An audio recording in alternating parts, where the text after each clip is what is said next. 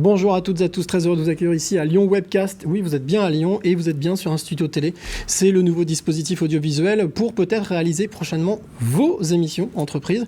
En tous les cas, en attendant, on est très heureux d'inaugurer ce plateau avec 3 nouvelles invitées. Je vais vous le présenter, plateau totalement féminin. Alors là, moi, sincèrement, j'ai été gâté.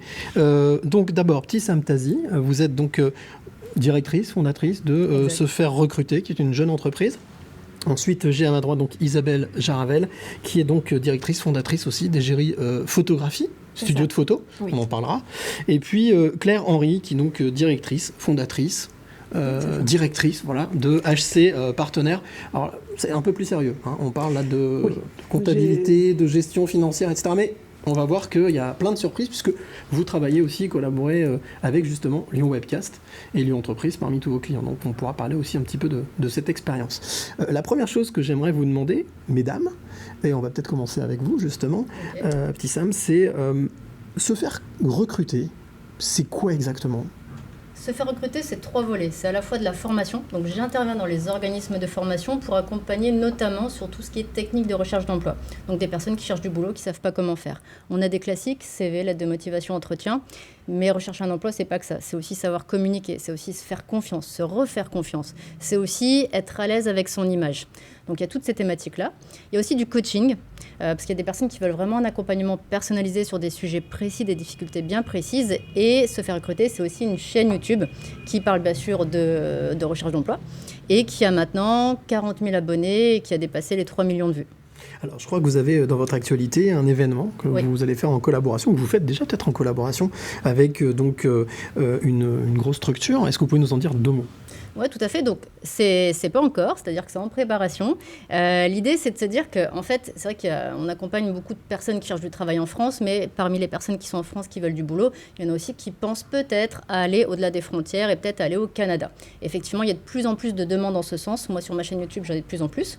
Et donc, je suis en train de m'associer avec justement un cabinet de recrutement canadien qui accompagne les demandeurs d'emploi qui sont en France pour aller jusqu'au Canada pour justement s'installer et travailler. Et comment ça vous est venu, cette idée, en tout cas cette collaboration ? C'est vous qui avez fait la démarche ? C'est eux qui sont venus vous voir ? Tout simplement, moi je vois de plus en plus de questions sur cette thématique sur ma chaîne YouTube, de plus en plus de demandes, et moi je suis pas au Canada, donc le recrutement ça se passe pas du tout de la même manière. Donc j'ai contacté un cabinet de recrutement justement canadien, parce que je les vois assez présents sur les réseaux, donc je me dis pourquoi pas, on a peut-être un truc à faire ensemble, et l'idée a pris tout de suite. Donc là on est en train de préparer une nouvelle vidéo pour expliquer justement comment on fait pour chercher du travail au Canada. Ça fait plusieurs fois que vous citez YouTube, parce que c'est une chaîne sur laquelle vous produisez du contenu. Pourquoi ce choix justement de la vidéo et de YouTube pour parler de recrutement ou de formation ou de coaching ? Pour moi, c'est un canal de communication qui est génial parce que avant d'utiliser YouTube, je me disais, mais en fait, on me pose tout le temps les mêmes questions et j'explique tout le temps la même chose et tous les jours presque. Donc, pour moi, c'était pas optimiser son temps et je me suis dit, il faut que je trouve un canal de communication où je peux dire les choses une fois et ça y est, c'est diffusé. Donc, j'ai réfléchi, je me suis dit, YouTube, voilà, c'est dans l'air du temps, je vais tenter et ça a super bien pris, donc j'ai continué et les gens s'informent aussi avec ce média-là.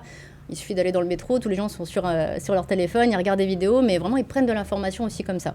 Donc ça marche super bien. Puisqu'on parle d'image, est-ce que vous vous êtes déjà posé la question de... Aujourd'hui vous êtes une petite structure, vous êtes combien de salariés ? C'est moi. Je suis multicasquette. D'accord, ok. Ouais. C'est vous faites tout. Vous êtes là, vous êtes multi, vous êtes couteau suisse. Et c'est ça, Pas couteau canadien, couteau suisse. D'accord. Peut-être canadien bateau, mais là c'est suisse, ouais. Et il y a une évolution prévue, il y a justement peut-être de l'embauche, peut-être un agrandissement, un épanouissement de l'entreprise ? Ce serait bien. Pour l'instant, c'est pas encore vraiment d'actualité, mais on va dire qu'à moyen terme, c'est l'idée. Parce que se faire recruter, ça grossit énormément. Il y a YouTube, mais il y a plein d'autres projets en fait qui arrivent et au bout d'un moment, je peux pas gérer tout toute seule. Donc voilà, c'est l'idée, mais pour l'instant, je suis plutôt sur des collaborations qui me permettent vraiment d'élargir aussi mon champ d'action. Donc justement, puisque vous parlez de l'entreprise unie, Singleton, vous êtes vous seul dans votre entreprise. Ça a été le cas aussi d'Isabelle au début de l'activité, je crois, qui a créé donc son laboratoire photo, son studio photo, seul. Peut-être en quelques mots, Égérie Photographie, c'est quoi ? Parce que Égérie, on voit, photographie, mais pourquoi un studio photo et quel est le rôle de ce studio ? Alors, ce studio photo, je l'ai monté il y a 12 ans, donc j'ai commencé seule, moi aussi. Aujourd'hui, on est 3. Égérie Photographie, tout simplement parce que j'ai toujours mis mes clients mes clients en tout cas comme des sources d'inspiration. On a tous tendance à se dire qu'on n'a pas notre place dans un studio photo ou qu'on n'est pas photogénique. C'est vraiment ce que j'entends à 95% du temps, et je crois que le problème, il n'est pas là. En fait, c'est plus qu'on n'est pas photogénique, c'est pas ça le problème, c'est surtout qu'on n'est pas photographe. Et donc en fait, quand on confie son image à la bonne personne, quelqu'un qui va pouvoir s'intéresser à nous mettre à l'aise et va savoir nous mettre en lumière, tout de suite on se trouve plus photogénique. La place de l'émotion, justement, dans cette démarche, parce qu'il faut captiver la personne, essayer de voir un petit peu ce qu'elle peut renvoyer comme image, mais en tout cas ce qu'elle a à l'intérieur d'elle, je suppose. C'est pas simplement que de l'apparence. Non, l'émotion, elle est centrale au niveau de mon travail. C'est ce qui fait l'authenticité des photos qu'on peut créer au studio. Le fait d'être en studio, justement, on parlait tout à l'heure, pourquoi un studio ? C'est justement parce qu'on va pouvoir créer une bulle, un espèce de cocon, où moi je vais pouvoir en fait me connecter directement avec les différentes personnes qui vont venir me voir. Donc ça va être l'entrepreneur qui a un message à véhiculer au travers de ses portraits, qui a des valeurs, qui incarne les valeurs de son entreprise, de son activité, et qui a besoin de les incarner au travers des portraits qui vont le représenter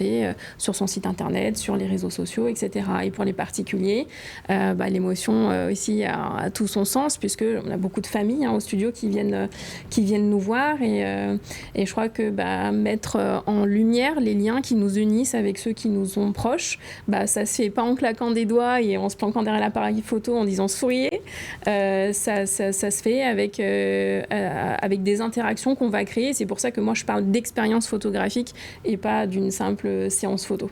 Et l'expérience, elle va très loin, parce que je crois que vous avez lancé une nouvelle opération, un nouveau concept.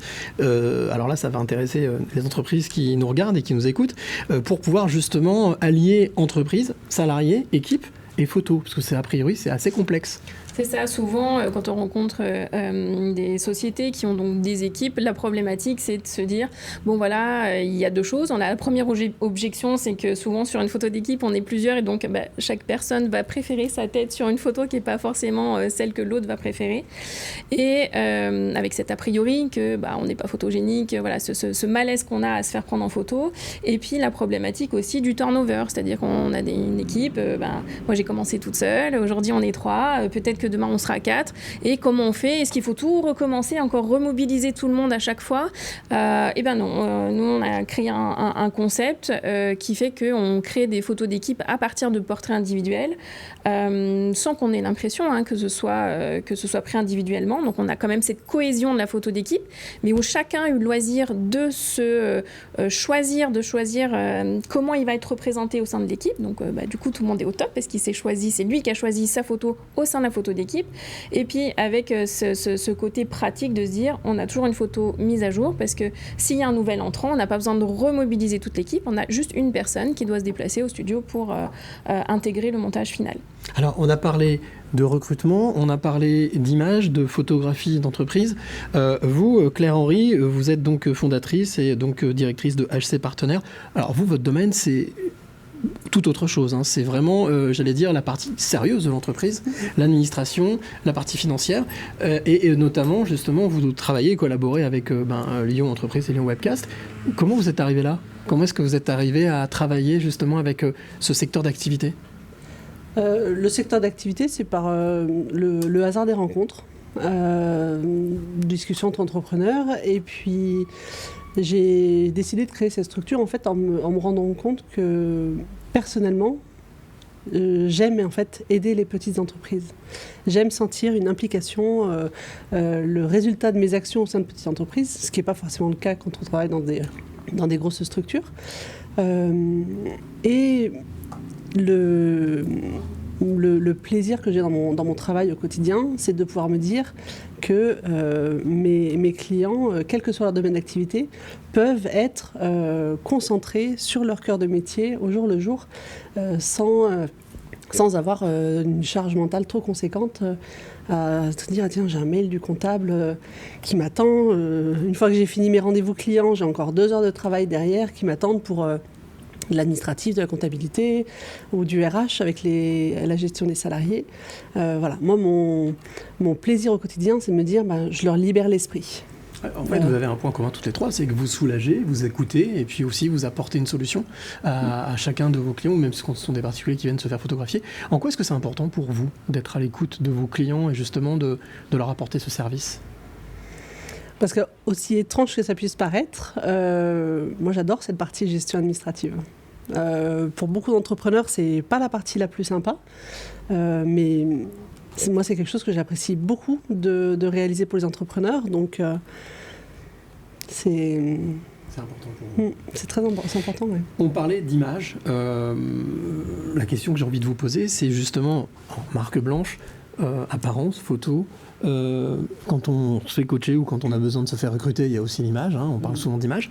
En quoi est-ce que pour vous, d'après vous, l'image est importante ou est-ce que l'image est en train de muter aujourd'hui ? On a parlé souvent d'images superficielles, d'images non authentiques. Est-ce que vous avez la sensation, chacune dans vos domaines, que l'authenticité est au retour et fait un grand retour et revient ? Je sais pas qui... Pour moi, l'image via la vidéo notamment, c'est vraiment un moyen de transmettre. On ne transmet pas, par exemple, que ce qu'il y a sur un CV. On transmet de la personnalité, on transmet des traits de caractère, on transmet de l'émotion. Et ça passe par la vidéo, ça passe par l'image, ça passera pas par un morceau de papier. Donc c'est essentiel pour moi. L'image, ouais. L'authenticité, Isabelle. c'est pareil, c'est quelque chose qui est très important, nous, dans notre travail, pour nos clients, parce que un professionnel, il va incarner, comme on l'a dit tout à l'heure, des valeurs, un message qui va le différencier, en fait, ça va être peut-être sa personnalité ou son approche de son métier, de son expertise, et c'est ça qu'on doit, nous, incarner au travers des portraits qu'on leur propose. Et c'est pareil pour les portraits de famille. On a des familles qui sont complètement différentes et qui n'ont pas les mêmes liens, qui n'ont pas les mêmes histoires. Et moi, mon job en photo, c'est de raconter des histoires. Donc l'authenticité, oui, c'est très important pour nous. Et vous, Claire ? Cette notion d'image, vous êtes en marque blanche, vous travaillez avec plusieurs entreprises. Est-ce que l'image que vous pouvez partager, renvoyer de ces entreprises est importante pour vous, même si votre travail est très sérieux C'est très sérieux, mais je représente chacun de mes clients. Quand j'appelle un fournisseur ou un client... Beaucoup me rappellent, par exemple, en dehors des heures où je suis chez ce client-là, ils ne comprennent pas que je leur demande un peu plus d'informations sur le dossier dont ils me parlent. Mais c'est important de pouvoir offrir une qualité de service où mon client sent que je suis impliquée complètement et je fais partie de l'équipe au même titre qu'un salarié. Et c'est aussi ma façon de lui prouver que je suis là pour l'aider, pour l'accompagner et pour l'aider à progresser. Alors, on est ici à Lyon Webcast, on parle de vidéo, nouveau plateau de production audiovisuelle. Alors, peut-être en un mot chacune, la vidéo pour vous, est-ce que c'est un enjeu pour 2023 dans vos activités respectives ? Peut-être vous, dire en premier. Alors, Sam. moi, en un mot, c'est convaincre la vidéo. À travers tout ce qu'on fait passer, on convainc, on diffuse un message et on touche quelqu'un. D'accord. Isabelle, pour moi, c'est de l'image arrêtée, mais est-ce que la vidéo est importante aussi ? C'est complémentaire, on va dire. Ça apporte autre chose. Les émotions passent aussi beaucoup par la vidéo de manière différente par rapport à une image. On dit souvent qu'une image vaut 1000 mots. La vidéo, c'est plusieurs images qui apportent plein d'émotions différentes. Encore plus décuplées. Et vous, Claire, donc la vidéo, même si ce n'est pas votre secteur, est-ce que vous avez la sensation que vos clients avec lesquels vous travaillez font de plus en plus appel à la vidéo ? Oui, parce qu'ils se sont rendus compte que c'est une manière de toucher le client ou le client consommateur d'une manière beaucoup plus directe, d'être synthétique dans son message, de se faire comprendre plutôt que de longs discours sur un site internet, d'être beaucoup plus percutant.